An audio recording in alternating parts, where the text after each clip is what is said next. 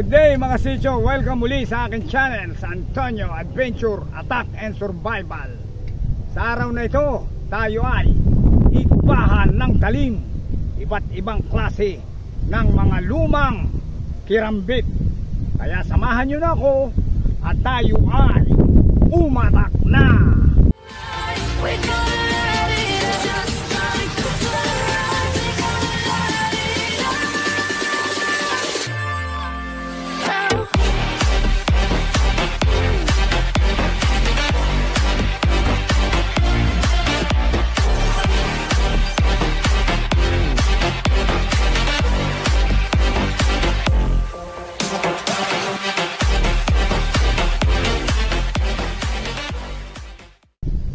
Mga sityo, nakikita nyo ba ang dalawang karet na ito?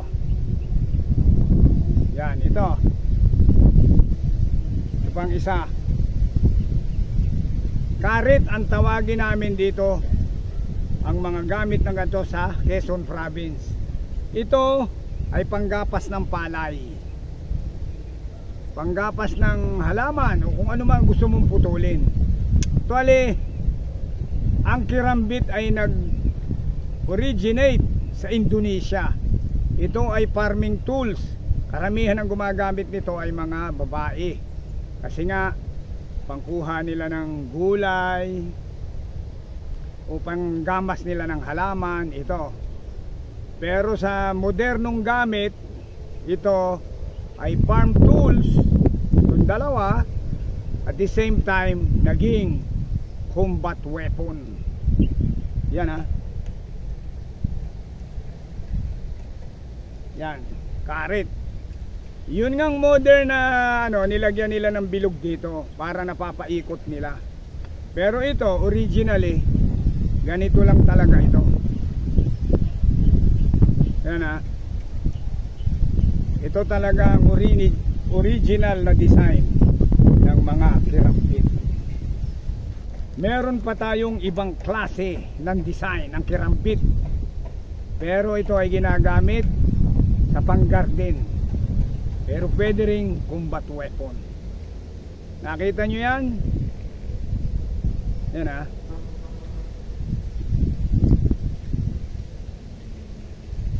Oh, ganda nito. Talagang karit na karit ka nito. Ibang klase ito ha. Pero ito yung pag-aari ng kapatid ko. Pag siya ay naggagamas ng halaman, kasi mahilig siya sa farm, marami siyang tanim, so kailangan niya ng ganyan. Yan ha. Yan yung ibang klase ito. Meron pa tayong isang klase ng kirambit. Yan. Ito naman ibang klase yan ha. Kirambit din. May talim dito sa ibabaw, may talim din sa ilalim. Ang purpose nito, pansud-sud ng halaman, yung mga damo, pangkarit. Pwede mo rin itong gamiting combat weapon. Yan ha. Pero ginagamit ito ng aking sister-in-law sa kanyang paggagarde, kasi mahilig siyang magtanim ng mga halaman, mga bulaklak. So ito ang kanyang ginagamit. Ito ang mga sinaunang klase ng kirambit. Kaya, pero mas maganda pa rin yung mga modern, kasi matutulis na tapos matatalas pa. Pero ito, pwedeng gamitin yun. Sa kalawang pa lang, pwede ka nang matodas nito.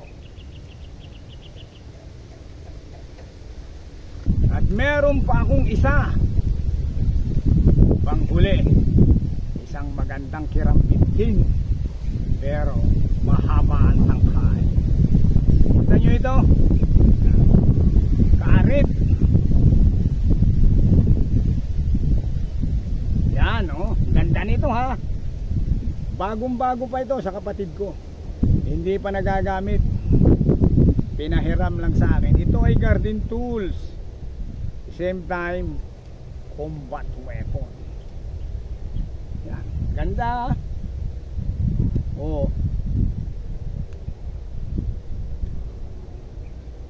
Yan ang Ngayon yung mga kirambit maliliit na lang, pwede mo siyang makoncealed. Ito mahaba ito, kaya pwede mong ipang karit na ganun. Mga sisyo, sana nagustuhan nyo ang aking mga igbahan ng talim sa mga luma gamit na kirambit. Pero itong isang ito hindi pa nagagamit. Bye bye.